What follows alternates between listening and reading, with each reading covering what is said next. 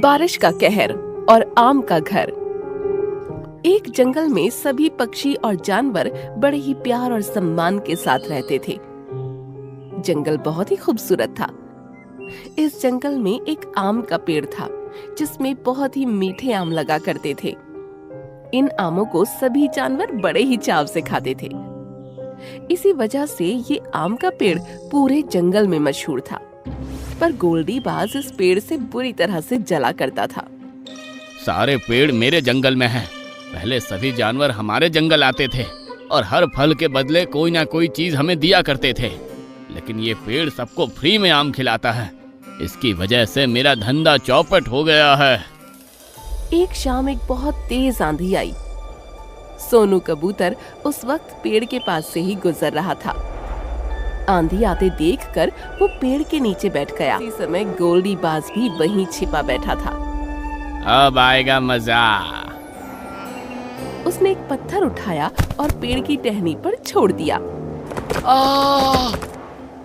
इससे पेड़ की टहनी टूट गई और सोनू कबूतर पर गिर गई। इससे सोनू कबूतर की मौके पर ही मौत हो गई। जब आंधी शांत हुई तो सभी पक्षी और जानवर वहां जमा हुए। आम के पेड़, हम तुम्हें कितना मान सम्मान देते थे और तुमने इसका हमें ये इनाम दिया। ये मेरी गलती से नहीं हुआ। आंधी बहुत तेज थी और तुमको अपनी टहनी संभालनी चाहिए थी। तुम्हारी वजह से हमारे सोनू कबूतर की मौत हो गई। अब हम तुम्हारा एक भी फल नहीं खाएंगे, ना ही कोई कभी तुमसे बात करेगा। दोस्तों, मेरी बात सुनो। सभी वहां से चले गए। उसके बाद पेड़ बेचारा बिल्कुल अकेला हो गया और दिन रात बस रोकर बिताने लगा। इस जंगल में मीनू चिड़िया भी रहा करती थी, जिसके साथ उसके 3 बच्चे थे।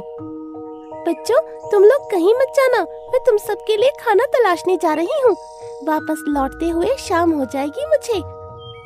मम्मी, सभी पक्षी सिर्फ 1 घंटे में फल लेकर आ जाते हैं, लेकिन आपको हमारे लिए कोई भी फल लेकर आने में इतना समय क्यों लगता है? बच्चों, हमारे जंगल में आम के अलावा एक भी फल का पेड़ नहीं है और उससे हम आम ले नहीं सकते। जंगल के बाकी पक्षी और जानवर गोल्डी बाज के बाग से फल खरीद कर लाते हैं, लेकिन मेरे पास तो उसे देने के लिए कुछ है नहीं, इसलिए मैं दूसरे जंगल से तुम सब के लिए फल लेकर आती हूँ। इसलिए मुझे समय ज्यादा लग जाता है। ठीक है मम्मी, जल्दी आना। मीनू चिड़िया को निकले हुए काफी समय हो गया था। बच्चे उसका इंतजार कर रहे थे, लेकिन उसके आने से पहले ही मौसम बदला और तेज बारिश शुरू हो गई। अरे ये क्या हुआ? मम्मी तो अभी लौटी भी नहीं। हे भगवान, हमारी मम्मी को हिफाजत करना। तभी वहाँ गोल्डी बाज आ गया। मीनू चिड़िया, कहाँ है ये मीनू चिड़िया? उसे देखकर सभी बच्चे डर गए और आसपास के पक्षी वहाँ जमा हो गए। क्या हुआ गोल्डी बाज, क्यों बच्चों पर भड़क रहे हो? तभी मीनू चिड़िया वहाँ आ पहुँची, जिसकी चोंच में एक सेब लटका था। लो मेरे बच्चों, मैं आ गई। तभी उसने बाकी पक्षियों को देखा। गोल्डी बाज, तुम यहाँ क्या कर रहे हो? और आप सब लोग इस तरह मेरे घर पर कैसे जमा हैं? देख लिया आप सबने कि अब इसकी चोरी पकड़ी गई तो कैसे भोली बन रही है। ये रोजाना मेरे बाग से फल चुरा कर आती है और अपने बच्चों को खिलाती है। अरे मैंने ऐसा कुछ नहीं किया। मैं तो बहुत मुश्किल से दूसरे जंगलों से अपने बच्चों के लिए फल ढूंढ कर लाती हूँ। मीनू, ये बात ठीक नहीं है। तुम गोल्डी बाज के जंगल से फल चोरी करके अपने बच्चों को खिलाती हो। हाँ, इसके पास मुझे देने के लिए कुछ नहीं है ना, इसलिए ये ऐसा करती है और ये दिखाती है कि दूर जंगलों से फल लेकर आती है। काफी लंबी बहस हुई, लेकिन मीनू अपने आप को सच्ची साबित न कर पाई।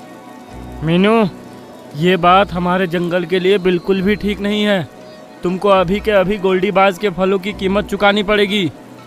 मैं भला इसे क्या दे सकती हूँ? मेरे पास देने को कुछ नहीं है। तुम्हारे पास कुछ नहीं है तो क्या हुआ? ये घर तो है। इतने दिनों से तुम फल चुरा कर ला रही हो, तो इतनी कीमत तो बनती है कि ये घर मेरे हिस्से में आ जाए। ऐसा मत कहो। ये घर भला मैं तुमको दे दूंगी तो मैं और मेरे बच्चे कहाँ जाएंगे? वैसे भी कितनी तेज बारिश हो रही है। मीनू, तुमको ये घर छोड़कर जाना ही पड़ेगा, वरना ये गोल्डी बाज के साथ नाइंसाफी होगी। सभी पक्षियों ने मिलकर उसे घर से निकाल दिया। गोल्डी बाज बहुत खुश हुआ। चलो बच्चों, बारिश पड़ रही है, हमें अपने लिए आशियाना ढूंढना पड़ेगा। बारिश बहुत जोरों की थी। मीनू बेचारी अपने तीनों बच्चों के साथ पूरी ताकत के साथ उड़ रही थी। भीगे पंखों के साथ उड़ना बहुत मुश्किल हो रहा था, लेकिन उसके दिल की बेचैनी उसे उड़ने की हिम्मत दे रही थी। मगर बच्चे आखिर कब तक उड़ पाते?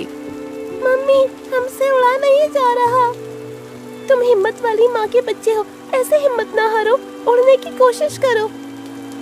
बच्चों ने बहुत जोर लगाया, लेकिन हवा का झोंका उन्हें पीछे घसीट ले गया। बच्चों! तीनों बच्चे आम के पेड़ के नीचे आकर गिरे। यहाँ उनको हवा भी नहीं लग रही थी और उसके आसपास पानी भी नहीं भरा था। मीनू चिड़िया भी वहाँ पहुँची। अरे मीनू चिड़िया, तुम इतनी बारिश में बच्चों के साथ कहाँ निकली फिर रही हो? तुमको घर में होना चाहिए। हाँ आम के पेड़, मैं तो घर में ही थी, लेकिन उस गोल्डी बाज ने मुझ पर ऐसा इल्जाम लगाया कि जंगल के पक्षियों ने मुझे मेरे ही घर से निकाल दिया। उस दुष्ट का तो काम ही यही है। कोई बात नहीं, अब तुम आराम से रह सकती हो। तुमको अब किसी की परवाह करने की जरूरत नहीं है। भला मैं कहाँ रहूंगी? पहले तुम सभी अपनी भूख शांत करो। ये कहकर उसने 4 आम गिरा दिए। अरे वाह, इतने बड़े बड़े आम! बच्चे खुशी से आम खाने लगे। उनको देखकर मीनू खुश हुई और वो भी आम को खाने लगी। उसके बाद वो बोली, शुक्रिया आम के पेड़, अब हम चलते हैं। नहीं, तुमको कहीं जाने की जरूरत नहीं है। मैं तुमको आम का घर बनाकर देता हूँ। क्या कहा? आम का घर? वो कैसे? अभी देखो। ये कहकर उसने कई सारे आम गिरा दिए और उन आमों का एक घर बन गया। अरे वाह, ये तो कितना खूबसूरत घर लग रहा है। मम्मी, क्या हम इसमें जा सकते हैं? क्यों नहीं बच्चों, तुम और मीनू आराम से इसमें रह सकते हो।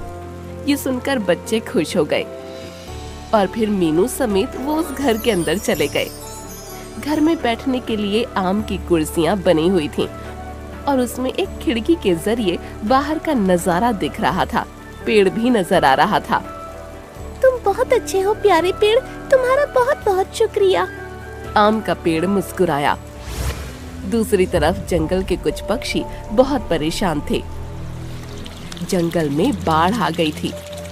सभी के घर टूट चुके थे और वो इधर से उधर भागते फिर रहे थे। अरे वो देखो, आम के पेड़ के आसपास जरा भी पानी नहीं भरा। चलो सब उसी पर चलते हैं। सभी पक्षी अब आम के पेड़ के पास इकट्ठा हुए। तुम सबको इतने दिनों बाद देखा है, तुमसे मिलकर अच्छा लगा। हम तुम्हारे पास कभी नहीं आने वाले थे, लेकिन बारिश में हमारा घर तबाह हो गया है। और ना जाने कैसी अजीब बात है कि तुम्हारे आसपास बारिश का पानी जमा नहीं हो रहा है। तभी उन सब की नजर आम के घर पर पड़ी, जिसकी खिड़की से मीनू झांक रही थी। अरे ये मीनू चिड़िया के पास घर कहाँ से आया? ये तो आम का घर है। मैं तुमको भी ऐसा घर बनाकर दूंगा दोस्तों, लेकिन इससे पहले मैं तुमको बता देना चाहता हूँ कि सोनू कबूतर को मैंने नहीं मारा था। गोल्डी बाज ने मेरी एक टहनी तोड़ दी थी जो सोनू कबूतर पर गिरी थी, और उसके बाद वो भाग गया और तुम सबने मेरी बात सुने बगैर मुझे अपराधी घोषित कर दिया था। ये सुनकर सभी पक्षी हैरान रह गए। गोल्डी बाज इतना धूर्त है, हमें तो इसका अंदाजा भी नहीं था। तुम सभी भीगे हुए हो, ठंड भी बहुत हो रही है। मैं तुम सबके लिए ऐसा घर बनाकर देता हूँ, तुम इसमें आराम से रह सकोगे। ये कहकर आम के पेड़ ने बहुत सारे फल गिरा दिए और उन सभी फलों से 4 आम के घर और बन गए। अरे वाह, ये घर तो कितने प्यारे हैं। लेकिन भला ये घर अपने आप कैसे तैयार हो गए? जब तुम लोगों ने मेरे पास आना और मेरे फल खाना बंद कर दिया था, तो मैं दिन रात रोता रहता था। ऐसे में एक परी मेरे पास आई थी और उसी ने मेरे आम खाकर मुझे दुआ दी थी कि चाहे कोई भी मौसम आए वो मुझे किसी तरह का कोई नुकसान नहीं पहुंचा सकेगा और मैं जब भी चाहूंगा अपने आमों के जरिए परेशानी में फंसे हर एक जंगलवासी की मदद कर सकूंगा। तुम हमें माफ कर दो प्यारे पेड़, हमसे बहुत बड़ी गलती हो गई और इन सुंदर घरों के लिए शुक्रिया। ये सुनकर पेड़ खुश हो गया। सभी पक्षी अपने अपने घरों में चले गए। वाओ! सभी को घर बहुत पसंद आए और ये सभी खिड़की से बाहर बारिश का नजारा देखने लगे। तभी गोल्डी बाज वहां आया। ये क्या, तुम सब इस आम के पेड़ के पास बैठे हो, ये जानते हुए भी कि ये हत्यारा है? हमें तुम्हारी सारी चालाकी समझ आ गई है गोल्डी, अब हमारे जंगल से दफा हो जाओ। ये सुनकर गोल्डी को बहुत गुस्सा आया। तभी उस पर बिजली गिरी जिससे वो झटका खाकर जमीन पर गिर गया और पेड़ समेत सभी पक्षी उसे देखकर जोर जोर से हंसने लगे।